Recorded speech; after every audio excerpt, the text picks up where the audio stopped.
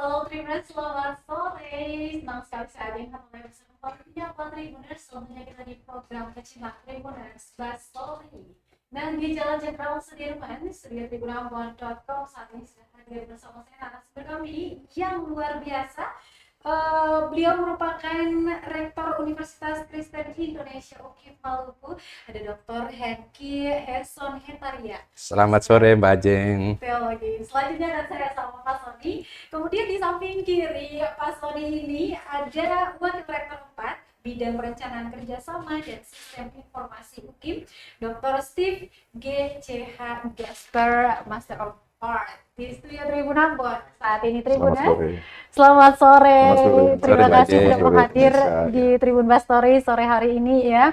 Pak Steve sendiri sudah 2 kali main di studio kami dan kami mengucapkan selamat datang untuk pertama kalinya di studio Tribun Ambon ada Pak Sony. Ya Tribuners, kita akan live di kanal YouTube dan juga Facebook fanpage kami 30 hingga 1 jam ke depan tergantung. Apakah kalian mau bertanya di kolom komentar? Silahkan boleh diketik di sana, baik itu pertanyaan, saran ataupun masukan untuk Universitas Kristen Indonesia Maluku ini boleh aja. Nanti bakal kita bahas bersama dengan narasumber kami di sini Tribuners. Baik Tribuners, di awal seperti yang kita tahu bahwa di awal kemerdekaan Republik Indonesia, hasrat umat Kristiani di Indonesia ini untuk memberikan perhatian terhadap persoalan pendidikan itu sangat besar. Karena mengingat pada saat itu tentunya banyak lapangan-lapangan pekerjaan yang membutuhkan tenaga-tenaga yang ahli di bidangnya. Untuk itu menjadi salah satu motivasi yang terbesar dari para umat Kristiani di Indonesia untuk bisa mendirikan salah satu perguruan tinggi Kristen di Indonesia. Nah, ini bagus banget nih buat para calon mahasiswa-mahasiswi yang mungkin lagi kebingungan nih ya, mau memilih melangkah di perguruan tinggi, tapi mau masuk di universitas mana atau perguruan tinggi yang mana. Ini akan menjadi pencerahan buat teman-teman calon mahasiswa agar bisa mengenal lebih jauh ya Universitas Kristen Indonesia Maluku ini. Di Tribun Bas Story kita mengangkat tema mengapa harus ke UKIM. Pertanyaan sebagian orang, kebanyakan orang bukan cuma di Kota Ambon tapi di Provinsi Maluku, Pak. Baik, sebelum kita jauh membahas terkait dengan tema kita mengapa harus ke UKIM, kita akan melihat dulu nih ke belakang ini, jauh banget ini kalau mau dilihat dari historinya. Berdirinya UKIM di Provinsi Maluku, tepatnya di Kota Manise ini. Seperti apa sih prosesnya? Mungkin saya akan bertanya langsung dulu ke Pak Sony. Silakan Pak. Ya, baik. Terima kasih Mbak Ajeng, para pemirsa Tribun Ambon di mana saja berada. Semoga kita semua ada dalam keadaan sehat-sehat dalam lindungan Tuhan Yang Maha Kuasa selalu. Amin. Kami mengucapkan terima kasih untuk Mbak Ajeng dan rekan-rekan di Tribun Ambon untuk kesempatan yang luar biasa di hari ini. Terus terang kami merasa ini satu kehormatan ketika kami dihadirkan di sini untuk ada dalam Bas Story. Ini istilah orang Ambon ini. Betul sekali. Sehingga kami juga mau menyampaikan kepada masyarakat publik bahwa kami dari Universitas Kristen Indonesia Maluku juga memiliki berbagai keunggulan yang mau kami sampaikan supaya pertanyaan Mbak Ajeng tadi mengapa masuk UKIM ini menjadi satu hal yang bisa kami jawab sekarang sehingga adik-adik kita yang selesai SMU punya pilihan termasuk UKIM. Betul sekali. Nah, terkait dengan berdirinya UKIM, masyarakat pada umumnya baru mengetahui bahwa UKIM ini baru berdiri di Ambon pada tahun 1985. Jadi sekitar 37 tahun yang lalu. Ya. Tepatnya pada tanggal 1 September 1985. Ya. Tapi Mbak Ajeng, sesungguhnya UKIM ini sudah melewati sebuah perjalanan sejarah yang panjang. Saya harus katakan bahwa UKIM ini adalah hasil atau proses panjang dari pendidikan teologi yang didirikan oleh Gereja Protestan Maluku sejak tahun 1885. Jadi berdirinya UKIM ini tidak terlepas dari sebuah sejarah yang panjang. Pada tahun 1885, itu pemerintah kolonial Belanda mendirikan satu pendidikan yaitu bernama Stouffville. Pada tahun 1885, ini untuk sekolah guru-guru jemaat dulu. Jadi bisa dibayangkan Mbak Ajeng, sebelum pemerintah Indonesia merdeka dan menetapkan visi dalam pembukaan Undang-Undang Dasar 45, mencerdaskan kehidupan bangsa. Sejak tahun 1885, bibit UKIM dalam bentuk Stouffville itu sudah melaksanakan tindakan mencerdaskan bangsa itu. Memang Stouffville itu didirikan oleh pemerintah Belanda untuk menghasilkan tenaga-tenaga guru yang umumnya memang bekerja di jemaat-jemaat Kristen. Dan itu hasilnya sampai sekarang misalnya sekolah-sekolah Kristen. Itu jauh sebelum Indonesia merdeka sudah ada. Sekolah-sekolah Kristen itu berkontribusi sebelum pendidikan nasional kita bisa terlaksana. Dan itu berkontribusi bukan cuma bagi orang Kristen, Mbak Ajeng. Bisa mendengar kisah-kisah dari para warga masyarakat Maluku dulu, sekolah-sekolah Kristen itu juga menghasilkan sumber daya manusia Maluku, bukan saja Kristen, tapi juga Islam dan agama lainnya. Nah, jadi sejak tahun 1889 itu, Stouffville itu menghasilkan guru-guru yang melaksanakan pengajaran di kampung-kampung, kemudian dia mengalami peningkatan status dari Stouffville menjadi Sekolah Teologi Gereja Protestan Maluku. Itu di tahun 1949. Kemudian dia dinaikkan statusnya lagi, di tahun 60 itu menjadi Akademi Teologi. Dia kemudian mengalami peningkatan lagi di tahun 65, menjadi Sekolah Tinggi Teologi. Lalu kemudian di tahun 1985, Sekolah Tinggi Teologi ini ditingkatkan menjadi Universitas Kristen Indonesia Maluku. Sekolah Tinggi Teologi lalu menjadi salah satu fakultas. Fakultas Teologi. Dan itu bersama dengan 3 fakultas lainnya menjadi 4 fakultas saat berdirinya UKIM. Yaitu Fakultas Teologi, Fakultas Ekonomi, Fakultas Teknik, dan Fakultas Sosial Ilmu Politik. Pada saat zaman itu? Pada tahun 1985 itu. Jadi sesungguhnya Mbak Ajeng,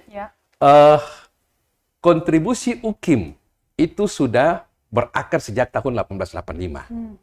Dan tahun 1985, UKIM menjadi sebuah perguruan tinggi swasta yang hadir dan sudah 37 tahun ini melaksanakan tugas mencerdaskan anak bangsa di Maluku pada khususnya dan juga Indonesia pada umumnya. Baik, kalau kita mau melihat dari sejarah yang sudah dipaparkan berdirinya UKIM di Maluku ini mungkin saya ke Pak Steve melihat di saat para tokoh pada zaman itu nilai-nilai yang kemudian menjadi latar belakang berdirinya UKIM ini seperti apa, dan apakah memang nilai-nilai itu masih dipertahankan hingga kini? Ya, jadi saya melengkapi apa yang tadi sudah disampaikan oleh Pak Rektor. Jadi bahwa memang nilai utama dalam pendirian UKIM itu, setelah kita bicara pasca kemerdekaan nilai utama itu adalah bersama-sama dengan pemerintah mendorong proses pencerdasan kehidupan bangsa. Dan karena itulah maka Sekolah Tinggi Teologi yang waktu itu memang dikhususkan untuk para pendeta di Gereja Protestan Maluku, dipikirkan oleh para founding fathers kami waktu itu untuk ditingkatkan agar supaya UKIM tidak hanya menjadi kampus yang tertutup, eksklusif, tetapi menjadi kampus yang terbuka. Nah, nilai keterbukaan terhadap kemajemukan, terhadap realitas Indonesia yang majemuk itulah yang sebenarnya menjadi fondasi dari berdirinya UKIM. Dan karena itulah maka UKIM terbuka bagi semua. Dia menjadi universitas yang menerima kalangan masyarakat dari berbagai agama, dari berbagai suku, dan karena itu fondasi nilai itu yang kami pertahankan terus. Makanya kita menyebut UKIM kampus orang basudara. Tapi itu ada sejarahnya, nanti Pak Rektor Oke, akan nanti menjelaskan. boleh dijelasin ya terkait Tetapi dengan istilah kampus orang basudara itu Iya. bukan sesuatu yang muncul tiba-tiba, Betul. tetapi dia sebenarnya sudah menjadi nilai dasar dari berdirinya UKIM sejak 1985 itu. Bagaimana kalau kita lanjutkan saja ya, kampus orang basudara itu maksudnya apa? Mungkin sebelum menjawab ke sana, ini menjadi apa ya, bukan keresahan sih, menjadi pertanyaan sebagian banyak publik termasuk calon mahasiswa yang Kristen sendiri, bahwa kalau kita masuk ke UKIM kita mau jadi pendeta begitu? Boleh dijawab, Pak? Ya, baik, Mbak Ajeng. Jadi persepsi itu memang masih ada di kalangan sebagian masyarakat bahwa masuk UKIM itu menjadi pendeta. Ketika kami sosialisasi ke beberapa wilayah, persepsi itu ada. Bahkan di kalangan adik-adik SMA sendiri. Nah, kami menjelaskan bahwa betul UKIM itu cikal bakalnya dari Sekolah Tinggi Teologi yang menghasilkan para pendeta. Tapi sejak UKIM berdiri dengan 4 fakultas yang tadi saya sebutkan, lalu sampai sekarang sudah jadi 7 fakultas, sesungguhnya UKIM itu menghasilkan tidak cuma sarjana untuk jadi pendeta, tapi banyak pilihan. Kita punya 7 fakultas dan 13 program studi. Jadi yang mau masuk ke UKIM bisa punya pilihan untuk masuk ke prodi mana sesuai dengan peminatannya. Gitu ya, Mbak Ajeng ya. Okay. Nah, saya tambah sedikit lagi. Boleh. Jadi memang yang tadi Pak Stef bilang, UKIM punya nilai dasar itu inklusivitas, inklusif. Kita punya visi yang sudah terrumus sejak tahun 85, ya, yaitu UKIM menjadi universitas yang inklusif, mandiri dan berkualitas. Kata inklusivitas ini yang menjadi spirit kita. Betul, UKIM didirikan oleh Gereja Protestan Maluku dalam sejarahnya tadi. Tetapi spirit inklusif ini mewarnai kita di dalam proses-proses berakademik. Banyak teman-teman dari agama yang lain masuk di kita. Dari Islam, dari Hindu, dari Buddha, masuk ke kita. Bahkan juga kita punya beberapa dosen itu teman-teman dari Islam. Iya. Nah, jadi saya tegaskan, UKIM didirikan oleh Gereja Protestan Maluku, tetapi ciri inklusif itu mewarnai kita di UKIM. Yang dimaksudkan dengan kampus basudara tadi ya? Menuju ke situ. Jadi, saya lanjut. Dengan spirit inklusif yang menjadi kata universal ini, kita tarik ke bahasa lokal kita, kampus orang basudara. Ya, itu kita mau mengungkapkan bahwa kita punya filosofi lokal dan itu dipahami oleh seluruh orang-orang yang ada di Maluku. Siapapun datang, ketika dia datang ke Maluku, dia tahu, oh, istilah orang basudara ini seperti apa. Apalagi yang lahir di Maluku sendiri. Baik. Nah, itu mewarnai kita punya spirit di UKIM seperti itu. Nah, ini cukup tercerahkan ya. Bahkan saya sendiri pun cukup tercerahkan dengan penjelasan kampus orang basudara barusan Tribuners. Melanjutkan apa yang telah dijelaskan dari Pak Sony tadi.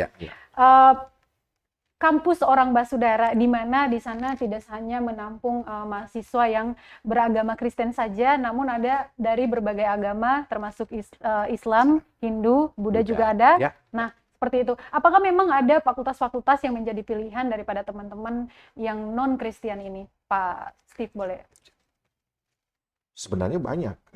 Sebenarnya 7 fakultas yang kami miliki itu, yang UKIM miliki, adalah fakultas-fakultas yang terbuka. Sebab UKIM sudah mencanangkan eksistensinya sebagai kampus yang memang melayani proses-proses pendidikan di Indonesia. Jadi, seperti yang tadi Pak Rektor sudah tegaskan bahwa yang kita kelola di UKIM adalah ilmu pengetahuan. Dan ilmu pengetahuan itu adalah milik semua orang. Dan karena itulah maka panggilan kami sebagai kampus, sebagai universitas adalah mendidik anak bangsa. Dan karena itulah maka sekat-sekat perbedaan-perbedaan itu tidak boleh menjadi penghalang bagi setiap anak bangsa yang terutama di Provinsi Maluku, di Kota Ambon, yang rindu untuk mengembangkan pengetahuan mereka di UKIM. Dan karena itulah maka dalam visi dan misi Pak Rektor juga disebutkan bahwa keterbukaan itu dia harus tampak dalam proses-proses bersama, baik di dalam kelas, interaksi antara dosen dan mahasiswa, maupun juga di dalam proses-proses penelitian, pengabdian. Karena itu dalam beberapa waktu yang lalu, proses-proses KKN misalnya, itu sudah terjalin bersama-sama, bukan hanya pada komunitas-komunitas Kristen, tetapi juga pada komunitas yang beragam, termasuk juga di beberapa negeri atau desa-desa Muslim. Dan kita sudah bekerja bersama, karena yang mau kita bangun dari proses pengetahuan tersebut adalah sarjana-sarjana lulusan UKIM yang benar-benar berpikir terbuka, melihat bahwa Indonesia ini adalah negeri yang majemuk, dan karena itu tugas kependidikan kami adalah mempersiapkan mereka dari segi ilmu pengetahuan maupun juga dari karakter, menjadi karakter kebangsaan yang terbuka bagi semua. Demikian. Ya, luar biasa penjelasannya, sangat sistematis dan cepat nyangkut gitu di otak kami begitu ya. Baik Pak Steve dan juga Pak Sony, Tribuners juga seperti yang saya baca di laman resminya UKIM, websitenya UKIM itu ada di situ dituliskan visinya, yakni menjadi universitas yang inklusif, mandiri, beradab, bermartabat, berkualitas dalam mengembangkan ilmu pengetahuan, teknologi, seni, dan budaya demi kesejahteraan masyarakat kepulauan yang majemuk berdasarkan iman, pengetahuan, dan kasih. Luar biasa sekali kalau kita bisa melihat dari visi kampus UKIM ini. Boleh dijelaskan karakteristik kita ini kan daerah kepulauan begitu. Apa yang kemudian direpresentasikan oleh kampus UKIM ini untuk masyarakat yang berkepulauan ini? Boleh Pak Sony? Ya, baik. Mbak Ajeng, jadi visi kita itu menghitung konteks kita. Ya, memperhitungkan konteks kita, dan memang sejak tahun 85 visi itu dirumuskan dengan satu kesadaran bahwa UKIM berhadapan dengan konteks kepulauan. Dan itu juga ditegaskan selain dalam visi, juga di dalam pola ilmiah pokok UKIM, yaitu daya dharma kepulauan. Sekali lagi ini menegaskan bahwa UKIM tidak mengembangkan sebuah ilmu pengetahuan yang di awan-awan, tidak. Tapi untuk menjawab konteks, dan konteks kita konteks kepulauan.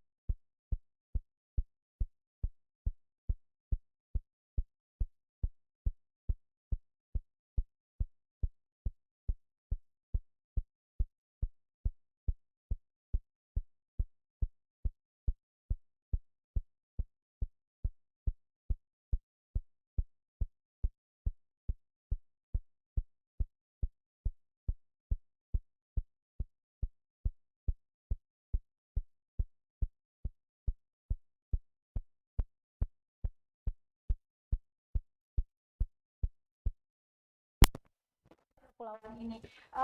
Kalau kita mau melihat dari track record-nya, seperti apa sih lulusan-lulusan dari UKIM ini sepak terjangnya begitu keluar dari UKIM? Mungkin bisa dijelaskan Pak Steve. Ya, kalau melihat kontribusi UKIM dalam arti lulusan-lulusannya, sebenarnya kita akan mempunyai satu deretan panjang, ya Bu Ajeng, deretan panjang alumni kita yang sebenarnya memperlihatkan prestasi dan mereka bisa terserap di dalam dunia pekerjaan yang luas, ya. Kalau beberapa lulusan kita misalnya berkiprah sebagai anggota, bukan hanya dari fakultas yang umum, fakultas teologi juga ada gitu ya. Ada di Kostrad, ada di Kopassus, ada di kepolisian, di Brimob, ada di Angkatan Laut, ada di Angkatan Udara. Lalu kemudian juga ada yang sekarang seperti misalnya Pak Febri Tetelepta, itu juga alumni ya, sekarang di KSP ya, Kantor Staf Presiden, Deputi 5 ya Pak Rektor ya, Kantor Staf Presiden. Lalu kemudian juga kalau Ibu Ajeng kenal Pak Bas Orno, Bapak Wakil Gubernur, beliau juga adalah alumni UKIM. Ya, jadi belum lagi kalau kita melihat beberapa teman-teman lulusan UKIM yang berkiprah di berbagai bidang ya, menjadi entrepreneur, kemudian juga menjadi ASN, ya, macam-macam. Jadi kalau dari segi itu, dari perspektif itu, sebenarnya UKIM sudah sangat berkontribusi terhadap pembangunan masyarakat, bukan hanya dalam konteks Maluku, tapi juga konteks Indonesia. Bahkan ada lulusan-lulusan kita yang sekarang berkiprah di luar negeri. Ya, mereka masuk di lembaga-lembaga internasional, dan kemudian di Eropa, ada juga yang beberapa di Amerika, ada yang sebagian di Asia Tenggara, dan itu memperlihatkan sebenarnya bahwa apa yang dibangun oleh Universitas Kristen Indonesia Maluku bukan sekedar ilmu pengetahuannya, tetapi karakteristik ya, agar supaya mampu untuk beradaptasi dengan lingkungan kerja yang beraneka ragam tersebut. Saya rasa itu salah satu kontribusi. Kontribusi yang kedua, tentu saja sebagai kampus, kami mengembangkan ilmu pengetahuan.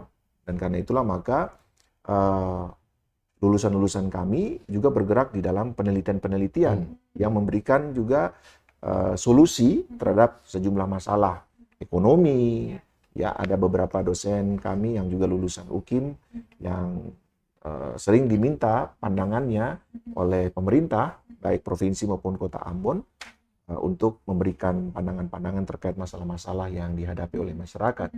Apakah itu masalah pengangguran, masalah kenakalan remaja, kemudian juga bagaimana mengatasi masalah-masalah tata ruang kota, sampah, dan sebagainya. Jadi dari segi itu UKIM tetap berkiprah, bukan hanya dari segi lulusannya, tapi juga dalam proses-proses yang terjadi dalam bentuk penelitian ya, karena kami berpatokan kepada Tridharma Perguruan Tinggi, pengajaran, penelitian, dan pengabdian.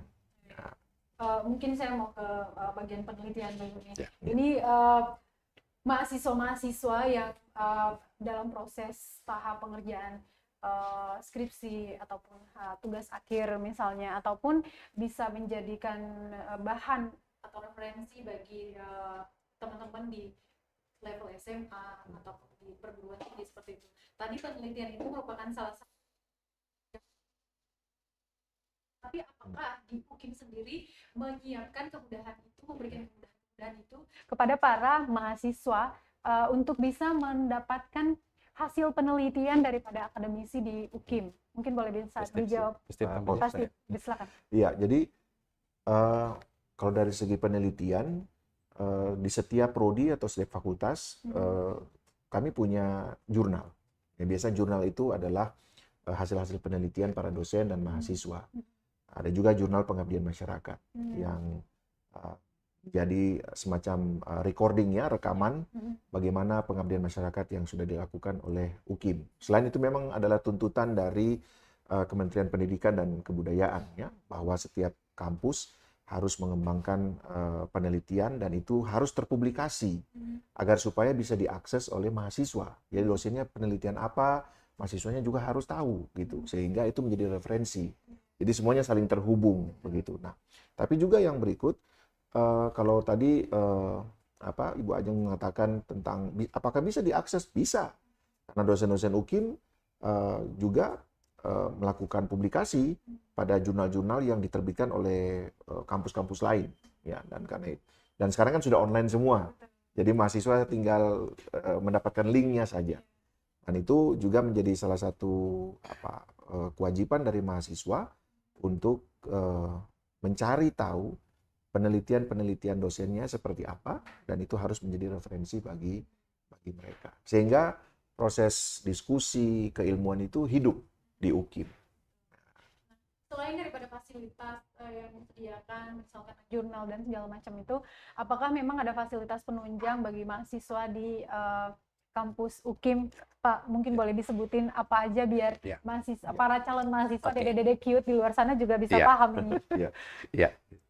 Jadi Mbak Aja memang hak mahasiswa untuk mendapatkan pelayanan, ya, baik itu pelayanan dalam bidang pendidikan, hak untuk mendapatkan kuliah, ya, kemudian juga hak untuk mendapatkan akses penelitian seperti tadi dijelaskan oleh Pak Stef, hak mahasiswa juga untuk mendapatkan pelayanan lainnya, dan UKIM menyediakan fasilitas-fasilitas itu. Selain fasilitas untuk pembelajaran, ada fasilitas-fasilitas seperti laboratorium. Setiap fakultas punya laboratorium supaya mereka bisa mempraktekkan atau mengimplementasikan teori-teori yang didapat di kelas dalam ruang-ruang kerja di laboratorium. Selain itu juga memiliki fasilitas olahraga. Ada, kita punya fasilitas olahraga yang bisa digunakan oleh para mahasiswa.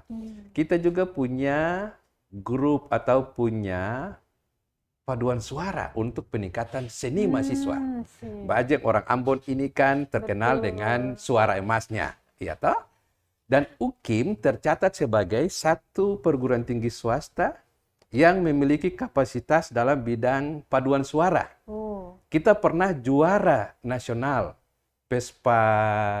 Pesparawi mahasiswa 3 kali berturut-turut, Mbak Ajeng. Wah, juara umum kan ya, Pak? Juara umum. Juara umum, luar biasa. Iya.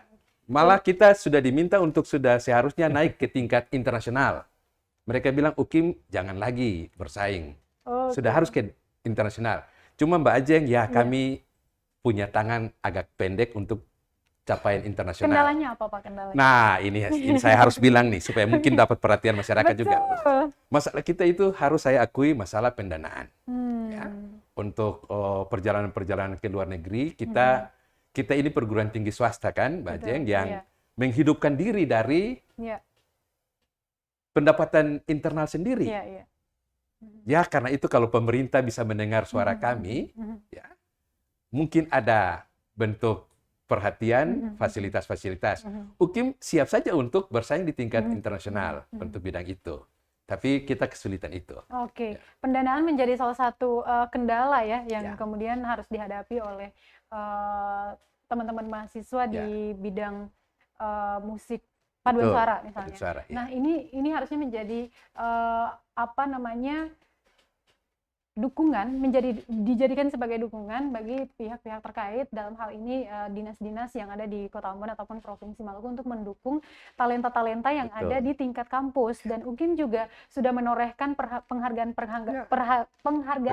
yang ditorehkan dari tahun ke tahun seperti itu. Kalau panitia pelaksana kegiatan pada saat itu sudah mengusulkan teman-teman untuk lanjutkan di tingkat internasional, berarti itu bukan tidak mungkin bisa sampai ke sana. Nah, ini yang mungkin harus kita dorong untuk bisa bisa berjuang bersama-sama di tingkat internasional itu. Dan ini bukan tidak lain membawa atau mengharumkan nama Kota Ambon dan Provinsi Maluku itu sendiri. Kita sampai dilarang loh itu, Mbak Ajeng.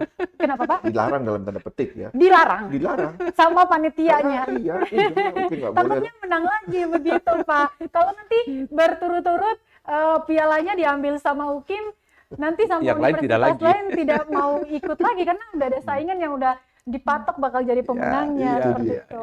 Nah, ini sebenarnya membuka peluang buat kami di Provinsi Maluku untuk selangkah lebih maju seperti itu, agar bisa dikenal oleh penjuru dunia. Siapa tahu dari situ itu akan bisa menarik Kota Ambon Provinsi Maluku dari sisi pariwisata misalnya. Jadi dia dampaknya bukan hanya di level perguruan tinggi saja, tapi ada di berbagai industri yang kemudian kecipratan rezeki itu begitu ya. Baik, kita kembali lagi di mungkin Pak Steve boleh dijelasin sedikit terkait dengan sistem akademik yang ada di Universitas Kristen Indonesia Maluku ini seperti apa? Apakah memang ada sedikit perbedaan kah ataukah apa nih? Ya, kalau dari sistem akademik tentu saja kami berpatokan kepada acuan dari Kementerian Pendidikan ya. Jadi sekarang ini kan kita bersama-sama dengan semua kampus sebenarnya mengembangkan apa yang disebut sebagai kurikulum Merdeka Belajar. Nah, memang salah satu tantangan dalam kurikulum Merdeka Belajar ini adalah kesiapan-kesiapan kita untuk menyiapkan mahasiswa belajar secara mandiri. Jadi karena itu kan ini tuntutan Pak Menteri yang memberikan instruksi bahwa mahasiswa itu jangan hanya di kelas, tapi mereka harus juga belajar mengembangkan kerja-kerja mandiri, gitu kan. Jadi karena itu sistem akademik yang kita kembangkan tetap ada pada merujuk pada acuan Kementerian Pendidikan dan Kebudayaan. Memang ada beberapa improvisasi, ada beberapa hal yang kita sesuaikan ya dengan konteks kita. Misalnya kalau teman-teman di kampus-kampus besar di Jawa, mereka terhubung dengan industri. Nah, di Maluku kan tidak banyak industri. Jadi karena itu kita biasanya sesuaikan saja bagaimana menghubungkan mahasiswa dengan instansi-instansi di mana mereka bisa mengembangkan proses belajar mandiri. Nah, salah satu hal yang penting dalam proses akademik saat ini itu adalah sistem magang ya, internship. Jadi kami sedang mempersiapkan modul untuk itu agar supaya mahasiswa UKIM bisa juga mempunyai kesempatan untuk magang. Nah, ya, mungkin magangnya tidak di industri-industri, tetapi bisa magang di dalam kelompok-kelompok masyarakat atau di instansi-instansi seperti mungkin seperti Tribun, apakah ya, kita punya ilmu komunikasi. Kami terbuka kok. Iya. Jadi kita bisa juga mahasiswa bisa magang di situ ya, atau juga di misalnya di keperawatan, di rumah sakit, di puskesmas, lalu kemudian juga di teknik sipil, kan beberapa mahasiswa kita magang di dinas pekerjaan umum, ya. Jadi kita menyesuaikan saja. Tetapi format secara nasional kita tetap merujuk kepada Kementerian Pendidikan. Baik, kalau dilihat dari skema original yang diturunkan dari Kemendikbud Ristek tadi, salah satunya adalah Merdeka Belajar ini kan baru muncul pas di pandemi COVID-19 seperti itu kan. Jadi apakah memang ada kendala ketika mengimplementasikan rumus ini di lingkungan UKIM seperti itu? Iya, jadi Mbak Ajeng memang terkait dengan aktivitas akademik, ada kekasan UKIM yang kami sudah lakukan sekarang, yaitu sistem trimester, Mbak Ajeng. Ya. Jadi dalam sudah sekitar 3 tahun terakhir, kita mengembangkan sistem pembelajaran trimester. Satu semester ganjil, semester genap, sama semester antara. Tujuannya apa? Supaya mahasiswa lebih cepat menyelesaikan studinya. Dan wisudawan-wisudawan kita 2 tahun terakhir itu bisa selesai sebelum 4 tahun. Dengan sistem trimester ini, dia bisa menjadi sarjana secepatnya, padahal teman-temannya masih kuliah di tempat lain. Nah, ini satu spesifikasi kita di UKIM. Ya, yang kedua terkait dengan pertanyaan Mbak Ajeng tadi soal kendala-kendala. Kita dengan penerapan kurikulum Merdeka Belajar, Kampus Merdeka, tentu ada plus, ada kelebihan, tapi juga ada kekurangannya, ada kesulitannya. Kelebihannya kan kita pastikan bahwa dengan kurikulum ini, seorang sarjana itu bukan cuma tahu apa yang dia tahu, tapi bisa bikin apa. Ya, itu spirit dari kurikulum Merdeka Belajar ini. Artinya dengan begitu dia pergi magang di beberapa tempat yang memastikan teori yang dia dapat di kelas itu dia bisa praktekkan. Nah, itu kelebihan dan kami mensupport itu. UKIM mensupport bahwa kurikulum Merdeka Belajar ini harus menjadi satu strategi di UKIM bersama dengan perguruan tinggi lainnya di Indonesia, supaya sarjana yang dihasilkan itu sarjana yang bisa bekerja, bisa bikin apa. Nah, cuman memang dalam prakteknya ada kesulitan juga yang kami hadapi. Ini memang satu konsep nasional ya, Mbak Ajeng, yang dipikirkan oleh pemerintah di tingkat pusat dan harus diterapkan ke semua tempat. Tapi tidak semua tempat kan sama, ya kan? Nah, persoalan kita kemudian berhadapan dengan, misalnya yang tadi Pak Stef bilang, terkait dengan tempat-tempat magang. Kalau teman-teman di pusat pemerintahan, pilihannya banyak, industrinya banyak, instansi-instansinya banyak. Tapi kalau kita di daerah yang agak jauh, apalagi di daerah pulau-pulau kecil, ya, teman-teman misalnya di Saumlaki, di Dobo, pulau-pulau kecil, ya pilihannya sedikit, mau magangnya sedikit. Nah itu kesulitan sehingga mungkin perlu proses yang agak panjang untuk kurikulum mereka belajar ini. Tapi kembali ke kami di UKIM, kami mendukung itu dan proses ini sedang jalan. Hanya memang kami coba melihat pilihan-pilihan. Fakultas Teologi magangnya di mana? Fakultas Ekonomi magangnya di mana? Fakultas Teknik magangnya di mana? Itu yang menyebabkan ini. Hanya memang persoalan kedua adalah kita berhadapan dengan konteks kepulauan yang tadi disebutkan.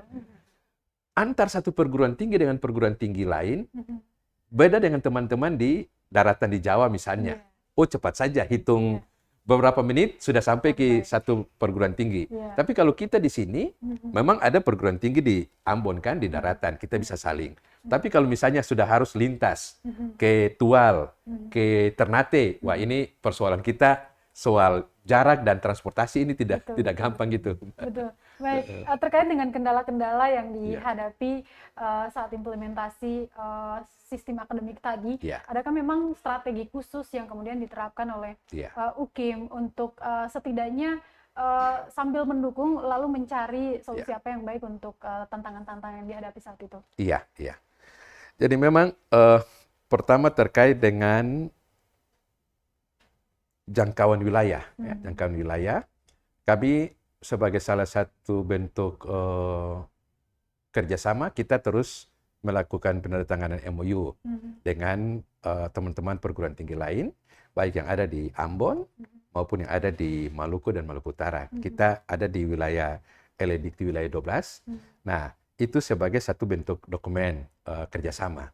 Tapi kemudian untuk bidang-bidang penelitian, pengabdian, bentuk kerjasama kami ini kan kita juga coba menyiasati dengan memanfaatkan kecanggihan teknologi sekarang.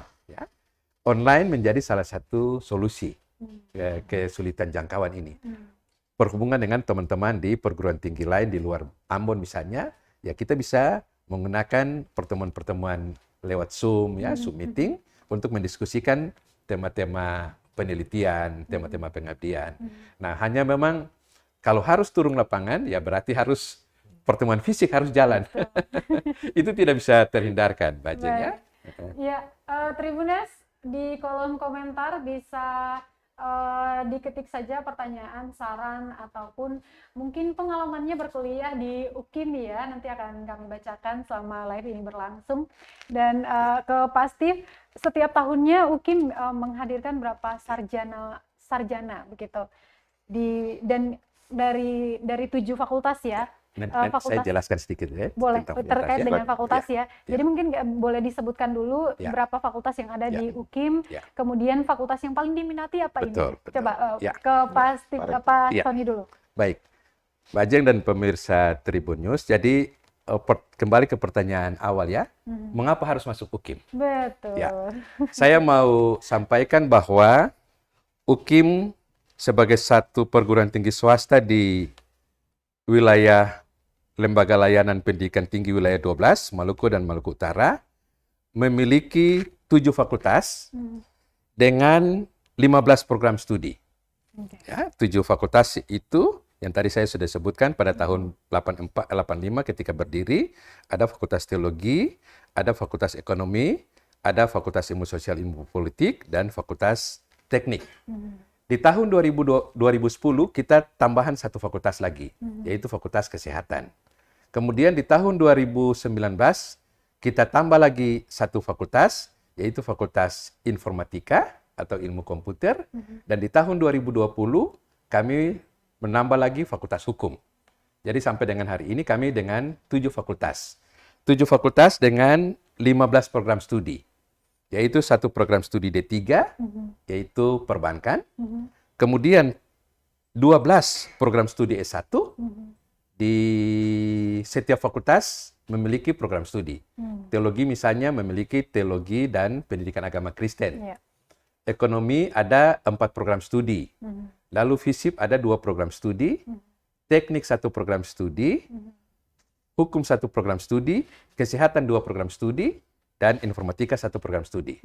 Adik-adik kalau mau mengetahui lebih rinci tentang program-program studi ini, silakan buka saja website UKIM. Di sana bisa tergambar. Kemudian ada 1 program pascasarjana, yaitu S2 Teologi, dan program studi S3 Agama dan Kebangsaan. Nanti saya mau tekankan ini sedikit ya Mbak Ajeng ya. Boleh, boleh. Ya. Nah, jadi dari program studi ini, kami punya status akreditasi. UKIM sudah terakreditasi, akreditasi institusi kami B. Dan dari 50 perguruan tinggi swasta yang ada di wilayah LL Dikti 12, hanya baru 4 institusi yang mencapai akreditasi B. Salah satunya UKIM. Dan di wilayah Maluku hanya UKIM yang akreditasi B, akreditasi institusi, 3-nya ini di wilayah Maluku Utara, Pak Jek. Jadi kami tidak kalah dengan perguruan tinggi negeri yang ada di Maluku karena akreditasi kami sudah B. Kemudian program-program studi kami itu semuanya sudah terakreditasi B juga. Ya, sudah terakreditasi B, kecuali 3. Apa itu, Pak? 3 yaitu Fakultas Hukum, program studi Hukum, kemudian program studi informatika, ini karena baru berdiri 2 tahun, Pak Jek. Jadi sekarang lagi dalam proses akreditasi. Belum dinilai sepenuhnya belum sama dinilai badan akreditasi nih. Ya. Tambah dengan program studi program S3 kami, Agama dan Kebangsaan. Pak Jeng, saya tambah sedikit soal Agama dan Kebangsaan ini ya. Ini program studi S3, program S3 yang sangat unik, spesifik di Indonesia. Kenapa begitu, Pak? Belum ada program doktor yang berkonsentrasi pada agama dan kebangsaan, Mbak Jeng. Ya, kami mendirikan program studi ini di tahun 2019 dengan satu kesadaran bahwa UKIM harus hadir di Indonesia untuk memperkenalkan agama-agama di Indonesia, harus memperkuat kebangsaan. Cool. Itu menjadi spesifik. Itu menjadi unik. UKIM hanya memiliki program studi itu, program S3 itu. Dosen-dosen pengajar kami itu gabungan antara dosen-dosen Kristen dan teman-teman dosen dari IAIN. Mahasiswa kami, mahasiswa pendeta, mahasiswa dari latar belakang politik ada, membantu adik-adik memasuki masa depan yang baik. Itu pertanyaan, mengapa harus masuk UKIM? Saya mau promosi itu. Itu sangat jelas sekali, tadi sudah bisa kita lihat ada berapa fakultas, kemudian dengan fasilitas yang ditawarkan oleh UKIM, kemudian juga kalau mau dilihat latar belakang para pengajarnya luar biasa. UKIM sendiri memiliki 4 guru besar ya. Baik, kalau Pak Steve, ini setiap tahunnya ini dari UKIM melahirkan berapa lulusan seperti itu? Rata-rata UKIM mewisuda 300, winisuda ya. Jadi kemarin kita mewisuda 327 ya Pak Rektor. 327. Nah, dari ada 2 kali wisuda. 2 kali wisuda dalam setahun ya? Ya, ada 2 kali wisuda nanti bulan Oktober ya Pak ya? Berarti kalau dalam setahun itu dikali 2 aja ya? Dengan jumlah yang itu. Baik. Apakah dalam waktu dekat ini dari 7 fakultas yang mau ditambahin apa? Yang paling mewakili kemalukuan ini? Ya. Baik, Mbak Jeng, saya tambah. Jadi ini kita dalam proses tahun ini, kita sementara menunggu izin. Izin untuk pembukaan program studi administrasi publik. Itu di bawah Fakultas Ilmu Sosial Ilmu Politik, FISIP. Kemudian kita juga sementara menunggu izin untuk membuka program pascasarjana S2 Ekonomi Pembangunan. Itu dari Fakultas Ekonomi. Itu dua program studi yang kami sedang kejar di tahun ini. Kenapa dirasa perlu untuk bisa membuka kedua program studi itu? Ini sebenarnya prosesnya sudah 2-3 tahun yang lalu, Mbak Jeng. Untuk administrasi publik dan ekonomi pembangunan S2, ini sudah 2-3 tahun lalu. Sementara itu kami tekankan dan sedang berproses salah satu yang bisa program studi yang kami sedang perjuangkan terkait dengan kebutuhan Maluku, yaitu program studi pariwisata. Ya, kita sudah lakukan penjajakan, bahkan sudah bangun FGD dengan pihak-pihak terkait. Kesadaran bahwa Maluku membutuhkan SDM di bidang pariwisata itu menjadi satu kebutuhan sekarang. Dan UKIM sudah lakukan, bahkan kemarin Dirjen Dirjen Pariwisata datang dan sempat ketemu dengan kami, dan beliau antusias sekali untuk adanya program studi ini. Ini menjadi target kami di tahun depan, Mbak Jen. Sangat cocok dengan kapasitas mahasiswa yang berkali-kali memenangkan Pesparawi itu. Pesparawi, karena musik ini juga bisa dijadikan sebagai salah satu destinasi wisata, bukan cuma spot wisata saja, tapi menonton orang bernyanyi dengan suara yang merdu, itu akan menjadi salah satu hiburan wisata tersendiri. Seperti itu. Oke, Pak Steve, kalau tadi kita sudah dengar dari Pak Sony, kenapa sih anak-anak Maluku khususnya ini harus ke UKIM, mungkin pasti punya penyampaian yang berbeda. Ya, artinya kami tetap konsisten dengan komitmen para founding fathers, dan juga kami tetap berjalan dalam visi dan misi UKIM. Sebab bagi UKIM, bagi kami sebagai Civitas Akademika UKIM, visi misi itulah sebenarnya yang menjadi ciri khas UKIM di dalam proses membangun pendidikan di Indonesia, ya, terutama di Maluku.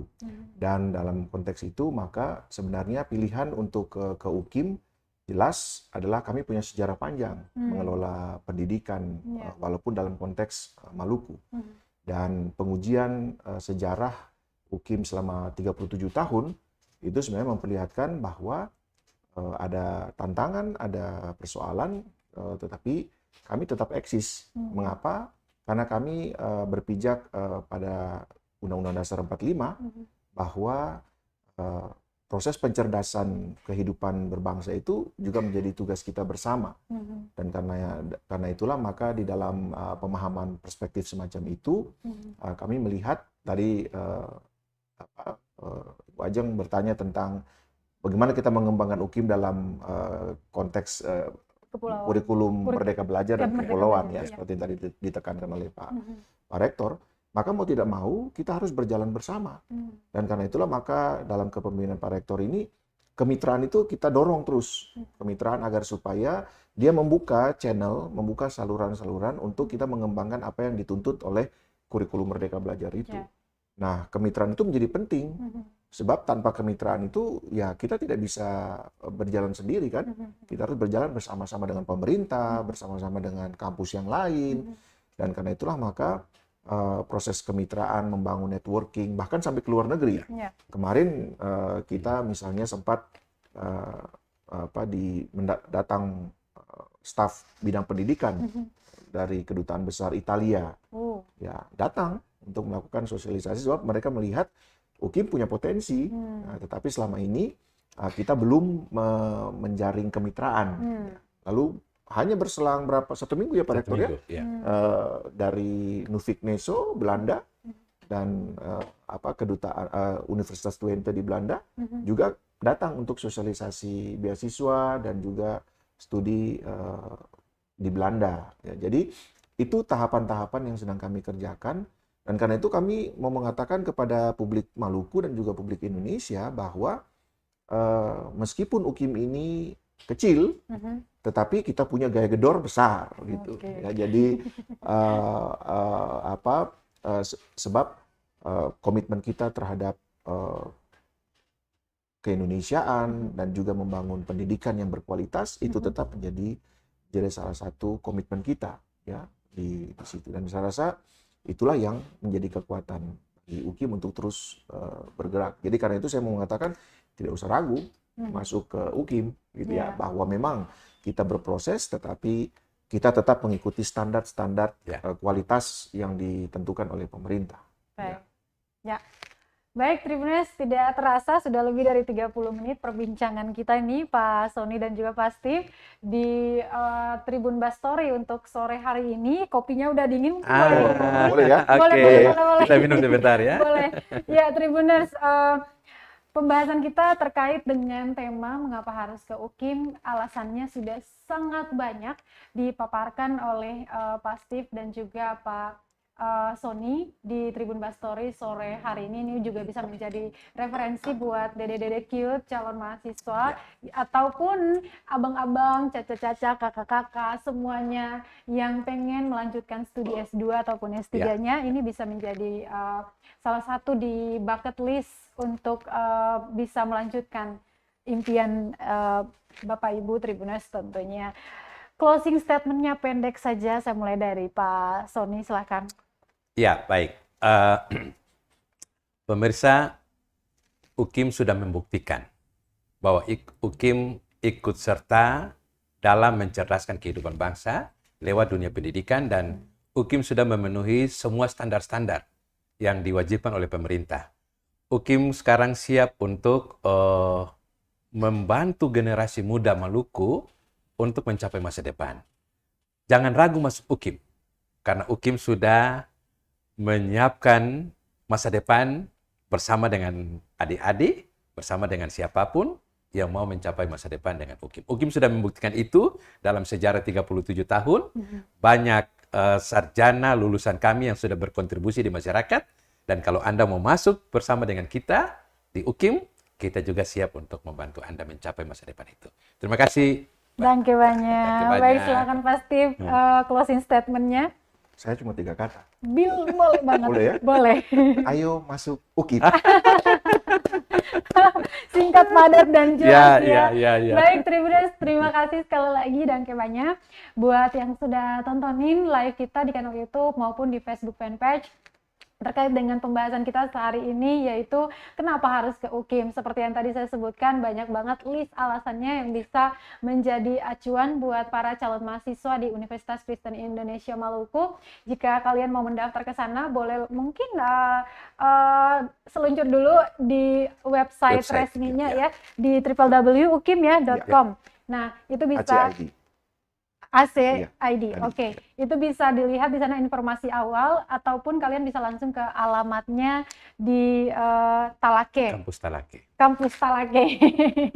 Baik, dan banyak, saya Ajeng Hatalea dan juga narasumber saya, Rektor Universitas Kristen Indonesia Maluku, Dr. Henki Herson Hetaria, Master Teologi, dan juga Wakil Rektor 4 Bidang Perencanaan Kerjasama dan Sistem Informasi UKIM, Dr. Steve G. CH Gasper, Master of Art. Thank you so much. Kita akan jumpa di kesempatan lainnya. Baik, Tribuners, selamat sore dan Almato. Almato. Terima kasih sudah nonton. Jangan lupa like, subscribe, dan share ya.